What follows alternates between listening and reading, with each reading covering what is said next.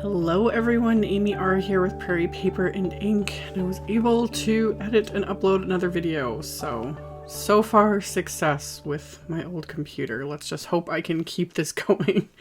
So I made a couple of cards using the Simon Says stamp Paws-itivity stamp set. It was originally supposed to be one card and then it kind of morphed into two. So for my first card, I have this piece of Canson XL watercolor paper. And I die cut it with one of the Simon Says basic rectangle dies. And then I have it in my MISTI here so that I can stamp the little cluster of paws image a couple of times using the Simon Says clear embossing ink, because I'm stamping onto the textured side of this watercolor paper. That's why I like using a stamp positioner, just so I can stamp at least twice to really make sure I get as even of a stamp image as possible. So after I'd stamped it with the clear embossing ink, I used HICKORY white embossing powder and heat embossed that. And then for my watercoloring, I'm just using 4 different distress inks here and just smushing them onto the stamp sleeve that I keep the package, the stamps and the dies in. Any, non-porous surface is going to work for this. I have a little plastic art impressions palette, but yeah, a piece of plastic will work. A ceramic plate, etc. Just something that's not going to soak up that ink so you can pick it up. So I mushed my 4 little distress ink minis onto this packaging. And then I'm using my little detail water brush here, and I got the area around the image wet first. I really like that look, and I usually only do this with flowers, but that's what I was thinking when I was making this card. I was like, I wonder what it would look like if I used an image other than flowers and let the colors kind of, leak out past the actual image. So that's what I did here. I'm just picking up the color and applying just kind of a light coat around the outside as well as onto like the actual little paws here. And then once I've done that, I'm immediately going back in and adding more color to the main image itself. I'm not worrying about letting anything dry. That's one of the, bonuses of doing the heat embossing. I kind of feel like a broken record because I say this a lot, but that's why I love it so much, because you have that raised image of the heat embossing, so it keeps things from normally like bleeding out unless you do it intentionally. So I can go right in immediately, and as long as I'm careful, it's not going to, the one color isn't going to bleed into the next. So I'm just going along and either just filling it in, or I'm kind of painting, I'm making one in calico, this one I'm adding a little bit of stripes, just giving it that extra definition and that extra color so that these will stand out a bit more from that, blended, melted background that I had created. And normally when I do this, I only add like this one extra layer to the main image, and then I'm good to go and I move on to, the rest of my card. So I had done the extra layer, added that little bit of detail, and then I filled in the little pads of their paws and their little toes. And I used the dark gray for this one, the hickory smoke, and then decided to pull in a little bit of pink, because there's nothing cuter like when a cat has those little pink paws. It's like, oh my god. So I took some little worn lipstick and added that to a couple of them, and then finished the rest with just that hickory smoke. And I was going to be done here, but I decided to actually add a 3rd layer of color to all of these paws just to really intensify it and give it a bit more detail. So by this point, like, everything's dried. So now I'm starting to go in. I added a bit more pink to their little paws.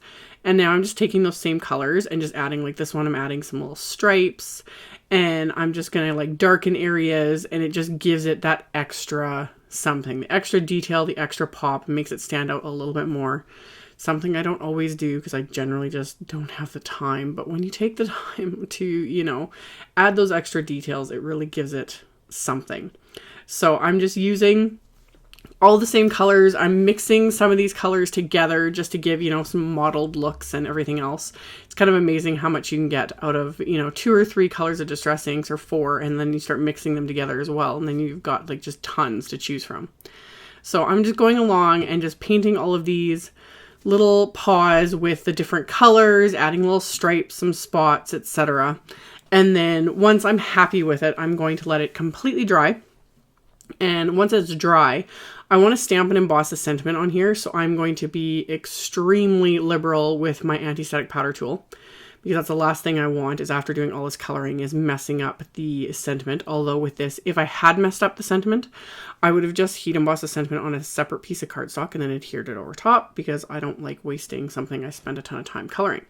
So for the actual sentiment, I am using some brown embossing powder, and this is also this is the Ranger Wendy Vecchi potting soil embossing powder, and it's a fairly detailed. So that's another reason why I'm really using that powder tool, the anti-static powder tool, is because this is such a detailed embossing powder. I really want to make sure that it doesn't cling to anything but the sentiment. And I'm going to use my mini MISTI here again, because I'm going to stamp the sentiment twice because it's fairly solid. So I'm going to ink up the sentiment with that clear embossing ink, press that down really well, and then I'm going to ink it up a second time and then stamp that right over top. And then I'm going to coat it with this potting soil embossing powder. And I'm using a separate coffee filter for this. When I use my coffee filters for my heat embossing, I always use a different filter for each color so that they don't, when I funnel them back, it's not contaminating, because especially again, this is a finer detail. If this got mixed in with the white, it would destroy my white embossing powder. So I always keep separate ones for different colors. So after I had melted that with my heat tool, I grabbed a piece of Neenah Desert Storm cardstock, and I just stamped the UR sentiment onto it with the same clear embossing ink. And I just used an acrylic block because I already had it on there because I was going to do something else with it. So I had it on there, stamped it, and then this one I'm going to use the white embossing powder. So back to my other coffee filter, making sure not to mix these up. Use the white embossing powder on this, melted that with my heat tool, and then I'm going to trim that down in a minute. So after I've done all of that heat embossing, I'm going to heat emboss my background as well. I was going to stamp it with just brown ink, but I thought this would look really fun with that brown embossing powder.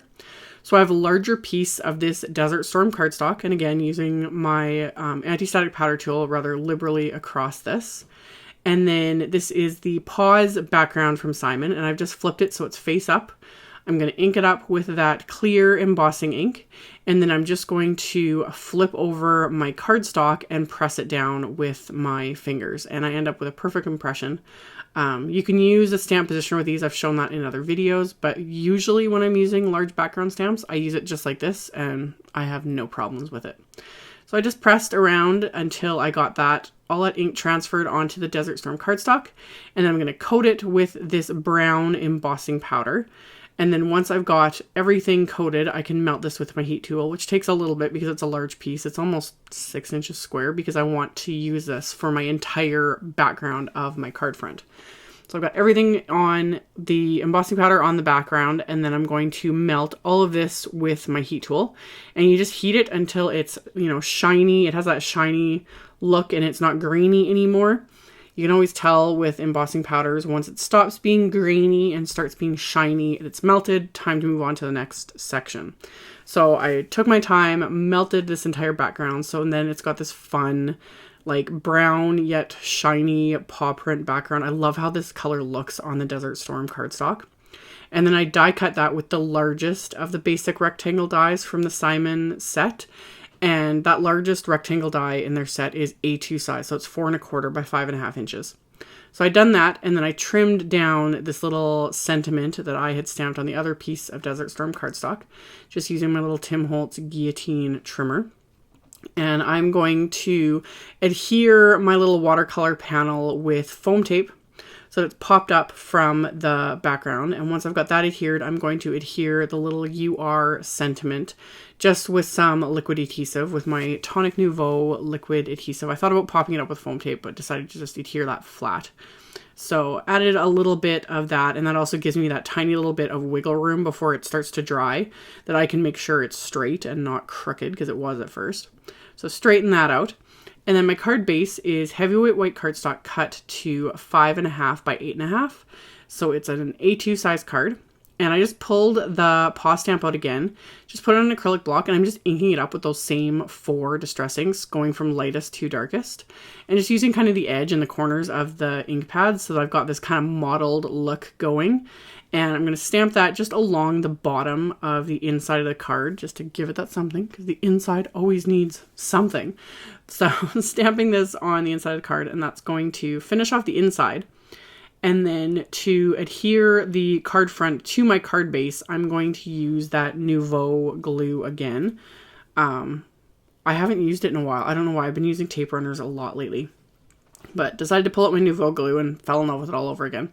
So I'm just going to squeeze a decent amount, not tons, because I don't want it oozing out everywhere and I don't want it warping, but just doesn't take much. And this, once it dries, it's permanently adhered. So get that lined up on, that will cover up my entire card front. And then as a final bit of embellishment, I pulled out my dark walnut Nouveau crystal drops. And I'm going to apply these, and I ended up making a boo-boo, which depending on where it is and whatnot, more often than not, I will just make it, a large enamel, squeeze out more and make it, a bigger piece, but I didn't want that there. So a way around that and to fix that, which I'm going to do here in a second, is I'm just taking one of my pen blades, like a craft knife, and I'm just going to scrape up that little bit of a tail that I had, mistakenly made. And it works because this is that XL watercolor paper, so it was really easy to just kind of scrape up the excess there and almost reshape it. And then this is where I'll just add a little bit more and just to round it out and cover up that little, little tiny bit. And then you can't even tell that I made a mistake. So fix that. And then I'm just going to tap this really firmly against an ink pad here so that it kind of settles the Nouveau drops a little bit more. And they end up looking more like enamel dots. So tapped it and then decided to add just one more little drop to the card base. And then, gave that a couple more taps to flatten everything out. And then I can set this aside to dry. I think they recommend 24 hours. I usually let mine dry at least overnight, but yeah, the 24 hours is preferred. So I set that aside to dry and then decided while I had all these supplies out and I still had that little bit of the paw print background after die cutting, there was still some left over. So I wanted to make a second card. So I had this piece of the Desert Storm cardstock and decided to stamp that cluster of paws image onto that. So I'm going to use my anti-static powder tool. I'm stamping the paws with that clear embossing ink onto the Desert Storm cardstock and stamping it twice just to make sure it's really good and the whole image is stamped. And I'm going to heat emboss it with the white embossing powder. And after I've poured on the embossing powder, I'm going to melt that with my heat tool. And then I'm going to use the coordinating die from the coordinating die set to die cut this, and then decided to use my Distress inks and fill it in with my water brush. Now, this is Desert Storm cardstock. This is not watercolor paper, so this isn't meant for watercoloring. However, I find a lot of times I can get away with it as long as I'm not adding too much water and as long as I'm not doing trying to blend large areas and use a lot of water and blend in colors. That's when you're going to run into an absolute disaster using any sort of normal paper or cardstock that's not meant for watercoloring, that's not meant for water. So with this, I find I'm able to get away with it because I'm not doing any of that. I'm just adding the color. And then I do go in and add, the little bits of details, the little, dots and stripes and whatnot. But I just leave it at that. I'm not going to keep moving it around. I'm not going to keep adding water or moving it because that's when you're going to start seeing the cardstock pill and look. It starts like dulling and pilling and coming away and separating, and it's gross. So with this, you just kind of got to fiddle with it, and it works. But you got to be really aware of how much water you're using. And yeah, I usually don't have a problem with it, but I keep my expectations very low when I'm playing with any sort of regular cardstock and watercolor. So I just went along and kind of did the same thing, but just in a different order. Like I'm using the exact same colors, the same tools, everything, but I just did it in a different order and just kind of played around adding, the little stripes and the dots and whatnot, and just kind of letting it do its thing because I don't have a whole lot of control with this. So after I had, added my little details, I'm going to quickly fill in these little paws. And this is where I just do everything in pretty much one layer other than that little bit of detail. Whereas with the watercolor paper, I can go in and add, I added 3 layers. I could have added 4 or 5 layers and got away with it. Whereas this, you're pretty much, after you've added the one, you might be able to add a little bit of detail with a second, but you can't keep reworking watercolor on it because that's when it's just going to destroy the paper. So after I had filled this one in, and with this one, I went with just the gray for the little pads of all of their little paws. And then I'm going to let that dry. And then I had die cut that back, or not die cut the background. I trimmed down that background piece. And then I had stamped and embossed a sentiment as well onto some white cardstock. And then I pulled out this Paws background stencil from Simon. I thought it'd be fun to just do a more clean and simple card, but I wanted to add just a little bit more to the background. So I'm just using parts of the stencil and that same vintage photo distress ink is the brown I was using. So I'm using that with a mini ink blending tool and just lightly sponging that over the stencil. And I'm using some Post-it tape to just mask off all the other areas so I don't get ink where I don't want it. And I'm also rubbing that excess ink off on the masking tape so that I don't get too much ink on my background, because I wanted this to be fairly soft. So I added the 3 little paw prints onto my card base, which is again A2 size, so 4 1/4 by 5 1/2. And then I'm going to adhere that little remaining bit of the heat embossed background to the card. And I just trimmed that down with my guillotine trimmer into a strip and then trimmed it on an angle. So I adhered that flat with that Nouveau adhesive. And then the little cluster of paws, I'm going to pop that up with some Scotch foam tape. So I just coated the back with the foam tape, and then I'm going to adhere that to my card base. And then the sentiment, I'm just going to adhere with just a line of that same Nouveau adhesive. So I'm going to line everything up using my grid mat here to kind of keep everything straight as I'm eyeballing it. And then once I've got that adhered, I can adhere my sentiment. And then I had thought about just trimming off the left-hand side of the card so that I didn't have to trim off the paws, but I didn't like how that paw looks just kind of hanging off the edge like that. So I'm just going to flip my card over and just trim off that piece that I have hanging over there with scissors so it's just all nice and straight. And then for the inside of the card, I'm going to stamp on the inside again, but this time I'm just going to stamp with that vintage photo distress ink, just keeping it a little bit more simple. So ink it up with that, stamp that onto the inside of the card along the bottom, and then ink up just the edge of the stamp again so I have just a solid row of these fun little paws all across the inside of my card. And then as my final little bit of embellishment, I'm going to use that same dark walnut crystal drops, but this time I'm only going to add 3. Keeping it a little more clean and simple, not as busy as the other card. So I'm going to squeeze that on, and then same thing. Let that completely dry after I've tapped it to settle them just that little bit. And then set this aside to dry somewhere where I can't touch it. That's always my biggest thing, is I always like to touch them to see if they're dry. And then every time I wreck them. So set this aside to dry, and then they're good to go. So as always, I will have a link below the video to my blog post. I'll have a link to all the supplies used. You can check that out in the description box below the video. Thank you all so much for watching and subscribing and thumbs upping and commenting on my videos. I really appreciate the support.